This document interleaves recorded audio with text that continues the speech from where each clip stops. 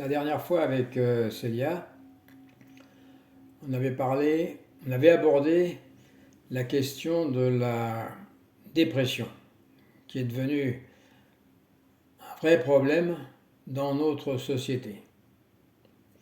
Et quand je compte le nombre de déprimés dans ma propre famille, c'est tout à fait étonnant. Malheureusement, je ne peux pas en parler à un niveau médical, ni à un niveau expérimental, puisque je n'ai pas vraiment connu la dépression telle qu'elle est décrite par les victimes de cette affection.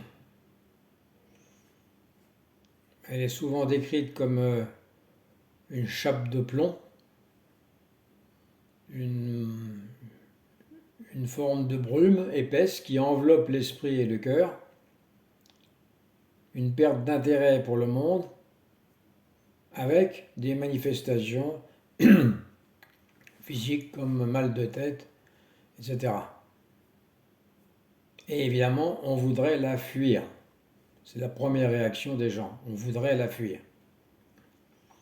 C'est là où c'est intéressant, parce que dans le zen, la particularité est de ne pas fuir. On ne fuit pas cette expérience. On ne fuit pas les expériences, quelles qu'elles soient. C'est le paradoxe du zen. Ne pas chercher immédiatement à guérir, à réparer ou lui substituer des distractions ou à la labelliser cette dépression comme s'il s'agissait d'une faute, d'une maladie ou d'une erreur. Et au contraire, nous nous asseyons avec elle, sans juger, sans attendre qu'elle passe, sans impatience. Un jour, un moine demanda à maître Tozan, Tozan c'est le 9e siècle, il demanda, quand nous sommes accablés par le froid ou la chaleur, comment devons-nous faire? Et Tozan répondit, va à l'endroit où il n'y a ni froid ni chaleur. Le moine continua, mais où est cet endroit? Et Tozan répondit, quand il fait froid, sois entièrement froid. Quand il fait chaud, sois entièrement chaud. Qu'est-ce que ça veut dire? Ce dialogue peut d'abord sembler énigmatique, presque contradictoire. Tozan dit d'aller à un endroit sans froid ni chaleur, sans froid ni chaud. Puis dans la phrase suivante, il nous dit de devenir le froid, de devenir la chaleur. Quand il dit par exemple, quand il fait froid, sois entièrement froid. Où est la logique?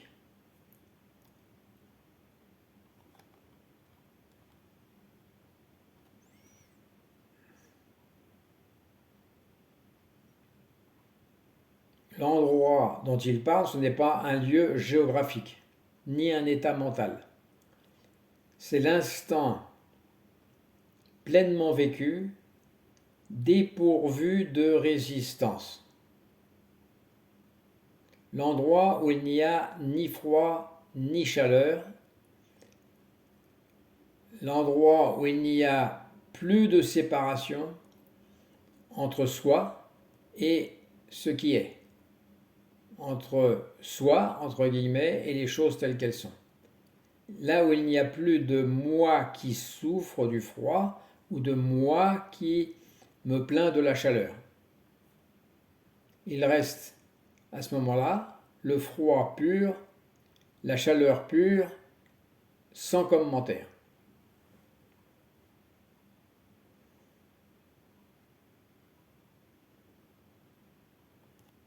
Donc l'idée, c'est de ne pas fuir, de ne pas créer une dualité.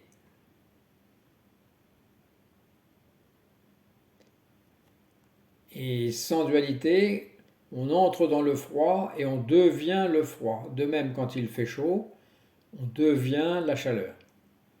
Cela ne veut pas dire se résigner, mais être en harmonie, être un avec ce qui est, sans interposer l'ego, sans interposer le jugement, la plainte, ou l'impatience, ou l'attente d'un changement. Juste être un avec ce qui est quand les choses se présentent ainsi. Autrement dit, Tozan pointe la fin de la dualité entre soi et l'expérience. Il n'y a plus un soi d'un côté et l'expérience de l'autre. Tant que nous disons « je souffre du froid », il y a un ego qui résiste. Mais si nous devenons simplement le froid, sans histoire, sans lutte, il n'y a plus personne pour souffrir. La souffrance n'a plus de point d'appui. Et ce lieu sans froid ni chaud, c'est le cœur du zen. La situation est totalement acceptée telle qu'elle est. Elle est vécue sans résistance, sans commentaire mental.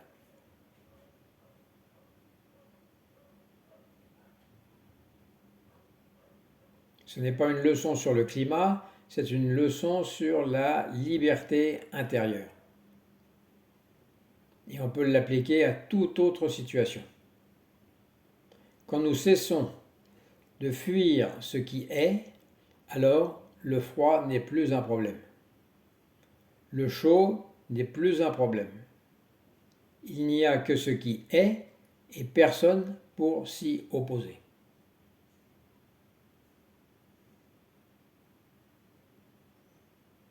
Et on peut dire la même chose de la dépression, c'est-à-dire être un avec ce qui est là, sans résistance, non pas se résigner ou s'identifier à la dépression, mais la traverser sans volonté de s'en séparer,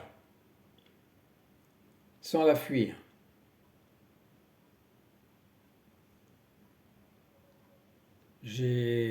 On a connu quelques cas quand même avec des shimaru dans les retraites zen où il y avait des pratiquants qui tombaient dans une forme de désespoir.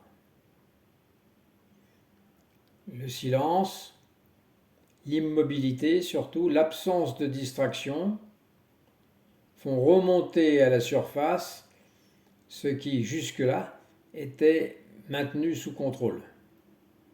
Le bouchon saute. Et c'est alors que la pratique devient réelle et vivante, car elle ne repose plus sur le confort, on ne va plus chercher le confort, mais elle repose sur la présence. Il ne s'agit plus de méditer pour se sentir bien, on parlait de la méditation précédemment, là ça serait de la méditation pour se sentir bien, mais de ne pas abandonner la posture, même lorsque tout hurle en nous.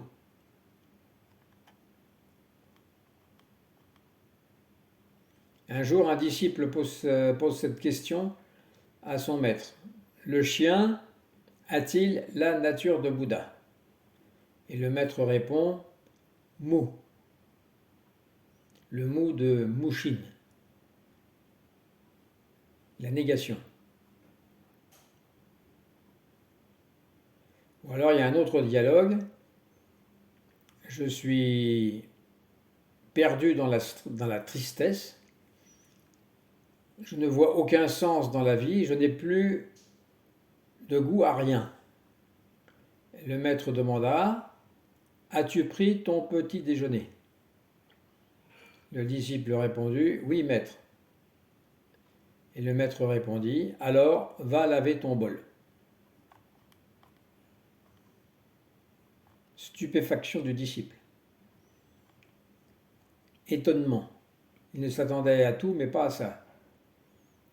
Mais cette réponse simple est précisément l'essence du zen. Revenir à l'acte immédiat, simple, l'acte du quotidien, sans fuir. Dans la dépression, l'esprit est perdu. Il erre dans un marécage d'abstraction, de jugement sur lui-même, sur soi-même, de regrets et de prévisions catastrophiques. Et le zen ramène à ici et maintenant, au réel, au quotidien, au bol à laver.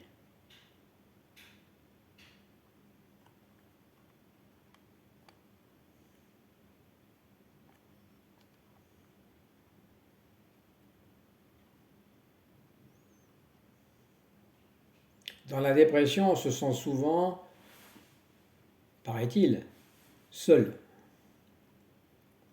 Mais en zazen, on découvre une solitude qui n'est pas un isolement, une solitude qui est présence pure, en quelque sorte.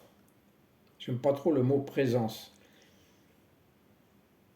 Mais il n'y a pas d'autre mot pour décrire ce qui est une présence pure, sans jugement. La solitude de l'arbre dans la forêt, qui ne cherche pas à fuir ce qu'il est. Voilà, on pourrait dire que c'est ça. C'est pourquoi Dogen écrit « Étudier la voie, c'est s'étudier soi-même ». S'étudier soi-même, c'est s'oublier soi-même. S'oublier soi-même, c'est être éveillé par les 10 000 choses. On pourrait dire c'est retrouver notre condition première, éveillé par les 10 000 choses. La dépression est un enfermement sur soi.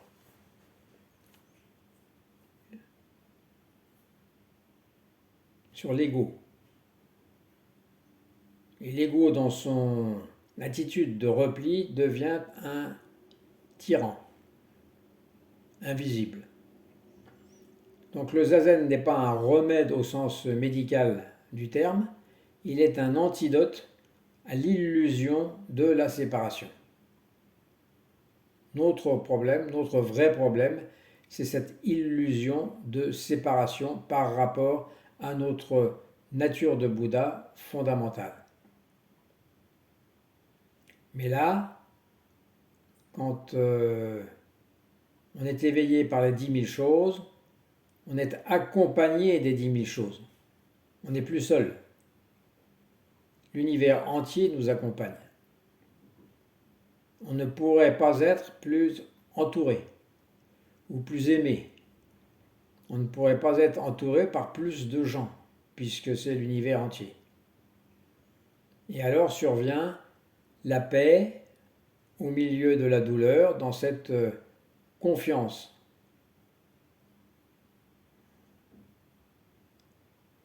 Non pas parce que la douleur disparaît, mais parce qu'on ne s'y oppose plus. Un autre koan raconte que maître Gensha, je crois que c'est lui, toujours au IXe siècle, il trébucha un jour sur un caillou et se blessa le pied. Il cria de douleur en tombant, et puis immédiatement il a éclaté de rire, en disant « aïe » ou alors « ouille ». Ouille, c'est aussi cela le Bouddha. Cela aussi est le Bouddha. Tout est Bouddha, même le cri, même la douleur, même la chute.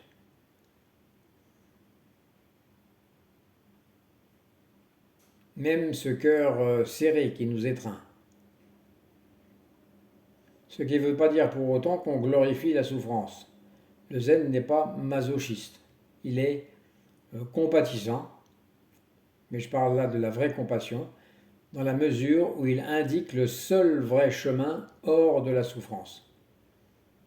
En indiquant que cette souffrance ne nous appartient pas et que c'est l'habitude de vouloir se l'approprier qui renforce et qui nourrit l'ego.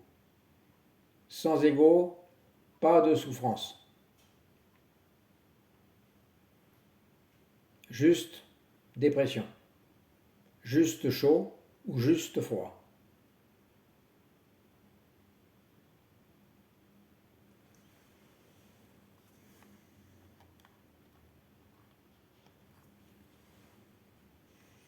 Dans notre monde actuel, moderne, saturé de publicité, d'incitation à la performance, de stimulation, il faut beaucoup de courage pour rester simplement là, dans ce que Dogen appelait le lieu du non-savoir.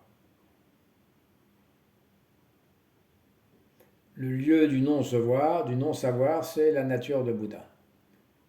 Ce n'est pas une ignorance vide, c'est un espace ouvert, sans jugement, sans conclusion. Et dans ce non-savoir, la dépression cesse d'être une ennemie. Elle devient un messager. Comme les symptômes qui nous envoient des messages sur le corps et l'esprit. La dépression devient à ce moment-là un appel à une remise en ordre. Pas pour retourner à l'ancien équilibre, mais pour découvrir une profondeur que le quotidien, que les habitudes avaient masquée.